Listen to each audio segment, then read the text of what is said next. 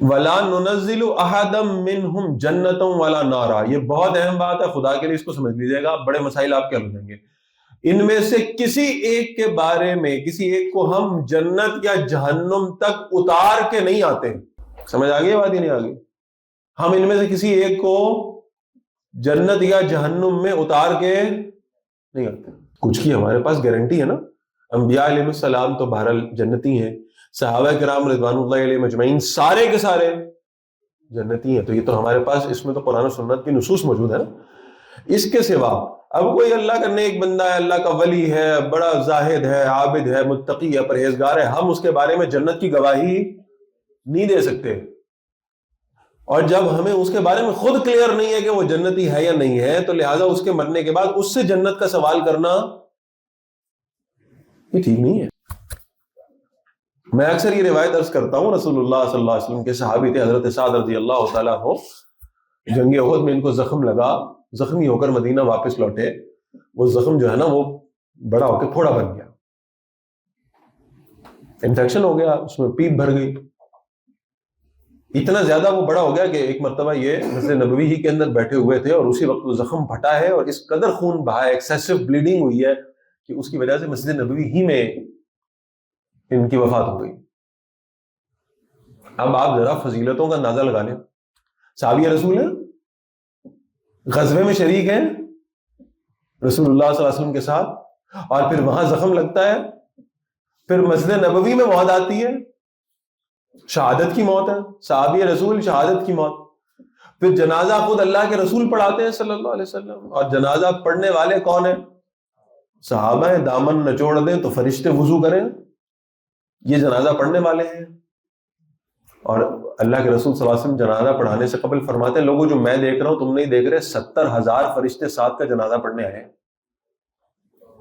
70,000 فرشتے ساتھ کا جنازہ، تم نہیں دیکھ رہے میں دیکھ رہا ہوں. 70,000 فرشتے ساتھ کا جنازہ پڑھنے آئے.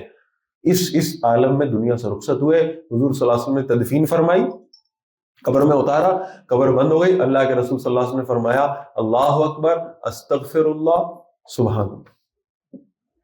یہ اللہ کے نبی نے تین کلمات ادا فرمائے. میں ترتیب آگے پیچھے کر سکتا ہوں، سب حدیث پوری یاد نہیں ہے.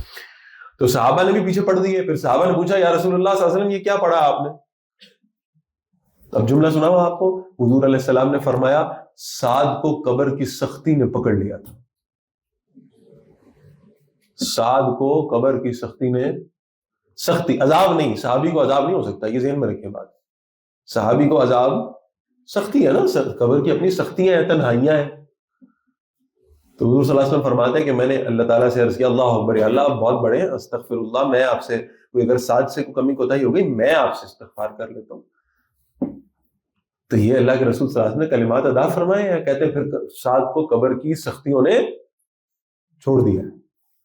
تو بھائی ہمارے پاس یا ہمارے کسی بزرگ کے پاس یا فلاں حضرت صاحب کے پاس اس طرح کی کوئی گارنٹی، کوئی فضیلت نہیں ہے اس طرح کی جس طرح کی ان لوگوں کو حاصل رہی ہے. ٹھیک ہے؟ تو ہم کسی کے بارے میں یہ کہیں کہ ہم گواہی دیں، گمان ہو سکتا ہے. میرے استاد ہیں، اللہ ان کو ان کے درجات کروڑوں گنا بلند فرما دے. میرا گمان یہ ہے کہ انشاءاللہ جتنی انہوں نے دین کی خدمت کی ہے انشاءاللہ حسن ظن یہ ہے کہ جنت میں انشاءاللہ. لیکن گواہی کوئی مجھے کہے کہ آپ قسم کھا کے کہہ دیں کہ وہ جنت میں، تو بھائی میں نہیں کہہ سکتا. یہ معاملات تو غیب کے معاملات ہیں. اور اگر ایسا کوئی شخص کہتا ہے نا تو اس کا مطلب ہے کہ وہ یہ دعویٰ کر رہا ہے کہ غیب کے معاملات اس کے ہاتھ میں آ گئے، اس کے سامنے کھل گئے.